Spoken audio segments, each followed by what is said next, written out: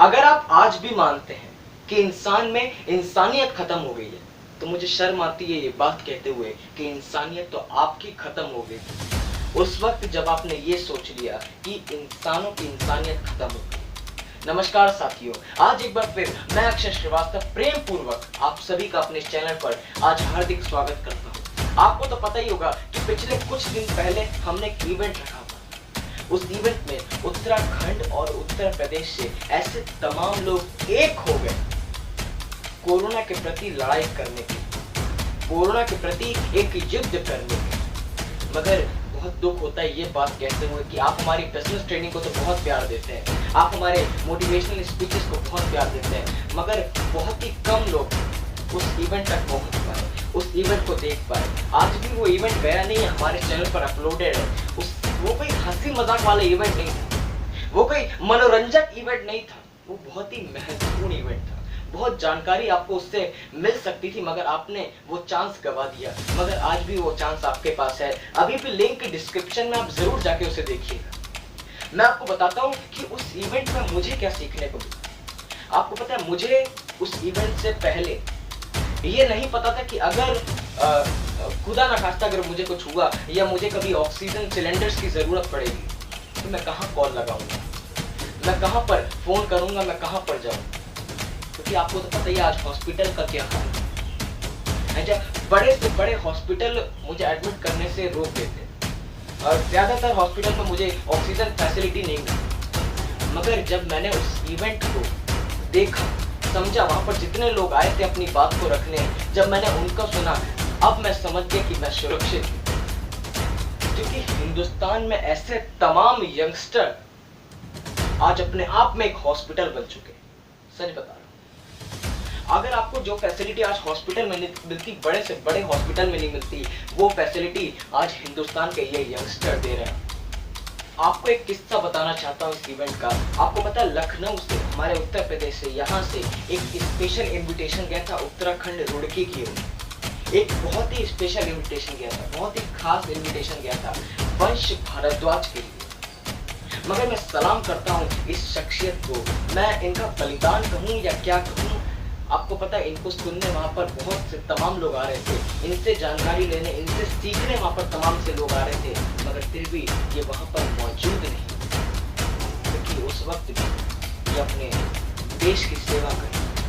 मैं भी कुछ ऐसा नहीं करता, अपने देश के लिए सेवा करना चाहता हूँ। आप तो देख ही रहे होंगे, आपको तो पता ही होगा कि आने वाला समय मेरे उम्र के लोगों के लिए बहुत ही हानिकारक है। आने वाला वक्त हम जैसे हमारे एज ग्रुप के लिए बहुत ही हावी है। तो मैं आपके लिए कुछ भी नहीं कर सकता, क्षमा चाहता हूँ। ना मैं आपके लिए कोई ऑक्सीजन प्रोवाइड करवा सकता हूँ, ना आपको सिलेंडर की सुविधा उपलब्ध करवा सकता हूँ, ना मैं बेड फैसिलिटी दे सकता हूँ, ना अपना प्लाज्मा दे सकता हूँ, ना अपना ब्लड डोनेट कर सकता हूँ। मैं तो खुद ही आज इस एज ग्रुप में जी रहा हूँ। बहुत क्षमा चाहता हूँ, मैं आपके लिए कुछ नहीं कर सकता। मगर कुछ नहीं कर सकते, उसके बावजूद मैं बहुत कुछ करना चाहता हूँ। कुछ ना करने से अच्छा मैं कुछ तो करना चाहता हूँ। आपको पता है, इसीलिए मैं एक ऐसी टीम बना रहा हूँ जो आने वाले वक्त में, अगर आप हिंदुस्तान के, अगर आप किसी भी कोने में हैं, हिंदुस्तान का कोई भी कोना, और आपको किसी भी प्रकार की फैसिलिटी उपलब्ध नहीं हो पा रही, आपका एक कॉल और अगले कुछ पलों में वो फैसिलिटी आप तक जरूर पहुंचेगी। क्योंकि आज हिंदुस्तान में ऐसे तमाम लोग आज जीवित हैं, इसी को तो इंसानियत कहते हैं। मगर ये तो बहुत बड़ा प्रोजेक्ट है, बहुत बड़ा प्रोजेक्ट है, तो इसको इतनी जल्दी सफलता प्राप्त नहीं हो सकती। मगर मैं जानता हूँ कुछ बड़ा करने के लिए पहले कुछ करना भी जरूरी है। इसीलिए आज एक बहुत ही छोटी सी टीम तैयार हो गई है आपकी सेवा करने के लिए। ये उत्तरी भारत जो है ना अपना, ये अपना देहरादून हो गया, ये दिल्ली हो गया, सहारनपुर हो गया, रोहतक हो गया, लखनऊ हो गया, गाजियाबाद हो गया, मुरादाबाद, अयोध्या, वाराणसी, हरिद्वार, रुड़की, ऐसे तमाम शहर, ऐसे तमाम राज्य तक आज ये लोग अपनी सेवा कर रहे हैं। आपको एक किस्सा शेयर करता हूं। मैं चाहता नहीं था कि इस बात को शेयर करूं, ओपनली शेयर करूं। आपको पता है, मेरठ में, हरिद्वार से मेरठ की बात बता रहा हूं, मेरठ में एक छोटी सी बच्ची थी, उसको बहुत ज़रूरत थी उस समय ऑक्सीजन की। कोई भी हॉस्पिटल तैयार नहीं था ऑक्सीजन पहुंचाने के लिए, कोई भी बेड वहाँ पे फैसिलिटी उपलब्ध नहीं थी। यहाँ से एक कॉल आया मेरठ से, रुड़की की ओर एक कॉल आया 12:15 एक कॉल आया, और जनाब 12:45 पर उस बच्चे की जान आ जाए। 12:45 पर ऑक्सीजन उस तक पहुंच भी गई। ये कौन कर रहा है? ये हिंदुस्तान के ये अनजान लोग कर रहे हैं, जिनको ना आप जानते ना मैं जानता हूँ, मगर कुछ ऐसे लोग हैं जिनसे मैं आपको मिलवाना चाहता हूँ। आप मिलिए इनसे। ये अपने आप में एक बड़े कोरोना वॉरियर है, देश प्रेमी है, देश के लिए अपनी जान दे सकते हैं। आप हमारे इवेंट में कुणाल मिश्रा जी से तो जुड़े ही होंगे। इन्होंने वहां पर खुले मुंह ये बात कह दी थी कि अब हम अपने आप को सरकार के फैसलों पर नहीं छोड़ सकते, हमें आत्मनिर्भर बनना पड़ेगा। ये कहना चाहते थे हिंदुस्तान से। आज ऐसे हजारों लोग अपनी कदम उठाएं और ये कोरोना को हराएं, कोरोना को मिलकर हराएंगे। ये इनका एक विचार मुझे बहुत अच्छा लगा। आज भी ये शांत नहीं बैठे। ये इवेंट सिर्फ उनको बुलाना, उनसे मिलवाना या उनसे बातचीत करना नहीं था। मैंने इस इवेंट में आपसे कुछ भी नहीं मांगा और ना किसी ने मांगा, मगर ये फिर भी कुछ देना चाहते हैं। इन्होंने बहुत सारी बातें बताई कि आज ये दिल्ली में किस प्रकार आज ये कोरोना के प्रति युद्ध कर रहे हैं। आज भी ये दावे के साथ ये बात करते हैं कि आप अगर किसी भी प्रॉब्लम में है दिल्ली साइड एरिया में, तो आपको कुछ पलों में वो फैसिलिटी उपलब्ध करवाने की पूरी कोशिश करते हैं। 100% अपना पूरा दे देते हैं। कई बार इन्होंने अपना प्लाज्मा डोनेट किया, कई बार अपना ब्लड लोगों को डोनेट किया। आपको बताना चाहता हूँ आज भी इनके पास 200 से भी ज़्यादा ऑक्सीजन सिलेंडर और ऑक्सीजन बेड्स की सुविधा उपलब्ध है। इन्होंने मुझसे, जब मेरी इनसे बात हुई थी, इन्होंने मुझे एक विचार दिया कि आपको अगर कहीं पर भी ऑक्सीजन जितने से जितने बड़ा आपके पास टैंक की अगर आपको ज़रूरत है, अगर आप नीडी हैं, बिल्कुल अगर आप नीडी हैं, तो ये आपके लिए तत्पर खड़े हैं। वो ऑक्सीजन आपको उपलब्ध करवाएंगे, बिल्कुल करवाएंगे। इसी फहरिस्त में मैं आपको मिलवाना चाहता हूँ वंश भारद्वाज जी से। मैंने अभी आपको बताया जैसे ये बंदे बहुत कमाल। सलाम करता हूँ आज इनको प्लीज। अगर आप इस वीडियो को देख रहे हैं, मैं आपका बहुत सम्मान करता हूँ। इन्होंने अपने आप को, ये इनका शरीर नहीं है, ये जितना भी इनका ऊपर से नीचे तक जितने शरीर है, इन्होंने पूरा अपने देश के लिए काम किया। ये आज भी हर घड़ी इनके पास इतने कॉल्स आते हैं, इतने मैसेजेस आते हैं, तो एक बार भी किसी को मना नहीं करते। हर बार कहीं ना कहीं जब भी इनसे कोई मदद की पुकार करता है, तो कहीं ना कहीं दौड़े चले जाते हैं। मैंने आपको बताया ना मेरठ वाला केस, छोटी सी बच्ची 12 बजे कॉल आया, मेरठ से कॉल आया था, रुड़की से 15 मिनट के अंदर वहां तक ऑक्सीजन पहुंच गई, और आज बच्ची भी इनको दुआ दे रही है।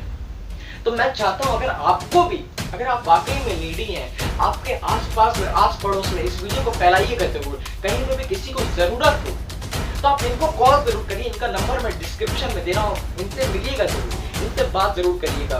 और अभी हाल ही में जब हमारा इवेंट हुआ था, ये उसमें अटेंड नहीं कर पाया, मैंने आपको जैसे बताया ही था। उस समय भी ये देश सेवा कर रहे थे। आपको मिलवाना चाहता हूँ इनसे, तो आप मिले ही होंगे, शौर्य भटनागर जी।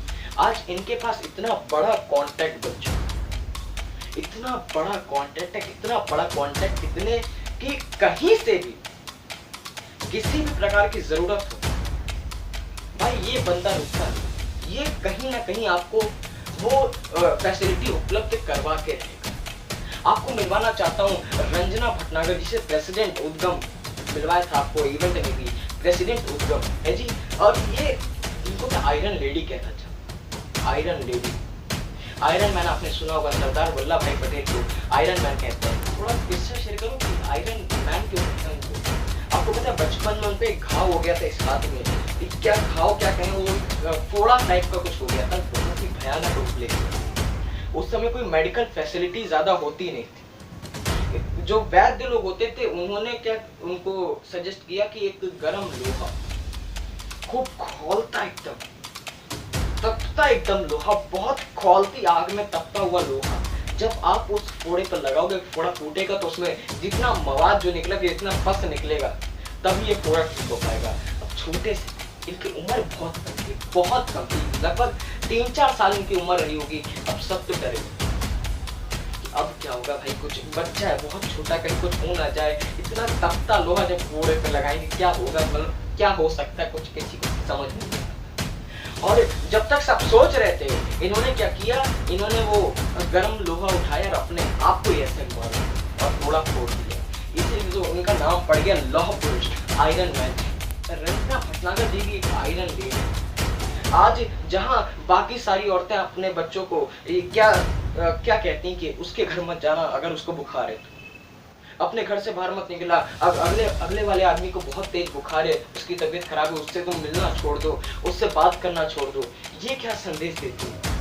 ये कहती तुम जाओ, उसकी जितनी मदद हो सकती है तुम करके दिखाओ, उसका जितना सहयोग हो सकता है वो उसकी तुम करके दिखाओ, तुम जाओ, तुम तब तक वापस मत आना जब तक वो व्यक्ति ठीक ना हो जाए। ये मतलब इनके संदेश है, ये तो थोड़ा मैंने बोला मगर इनके संदेश है। ये अपने आप में भी आज एक समाज सेविका बन चुकी है, पूरी तरह से समाज को अपने आप का योगदान देती है। कहीं पर भी किसी भी प्रकार की जरूरत होती है, मैं नंबर शेयर करता हूँ इनका, अब ये तुरंत तत्पर खड़ी रहती है, इसलिए हमने भी इनको इवेंट में बुलाया था। तो आपको एक चीज समझ में नहीं आ रही होगी अब कि एक ही काम के लिए 4-4 लोगों की बातें क्यों, मैं आपको बताना चाहता हूँ कि ये जो एक अकेला आदमी अगर आज एक राज्य संभाल सकता है, इतना बड़ा कांटेक्ट कर सकते हैं अपना, तो ऐसे 10-20 लोग अगर और खड़े हो जाए तो पूरा हिंदुस्तान तो अपने आप ही समझ जाएगा। इसीलिए आपसे उम्मीद करता हूँ आप इस वीडियो को फैलाएंगे जरूर। ये जानकारी आज हर शख्स तक पहुंचनी चाहिए कि आखिर उसको अगर खुदा ना खास्ता ऐसी कोई चीज अगर उसके सामने आई, कोई कठिनाई अगर उसके पास हुई, तो वो करना क्या चाहे, उस वक्त उसको करना क्या चाहिए, उस तक फैसिलिटी कौन उपलब्ध करवाएगा, डॉक्टर आपको मना कर देगा, हॉस्पिटल आपको एडमिट नहीं करेंगे, ऑक्सीजन फैसिलिटी आपको उपलब्ध नहीं होगी, आपकी पैसे आपसे लोग इतने मांग लेंगे कि शायद आप अफोर्ड ना कर पाए, मगर ये लोग आज आपके लिए बिल्कुल तैयार है। तो इस वीडियो को पूरा देखने के लिए, भारी मात्रा में लाइक करने के लिए, अपने सुझाव नीचे कमेंट में लिखने के लिए आप सभी का प्रेम पूर्वक विनम्रता के साथ हृदय की गहराइयों से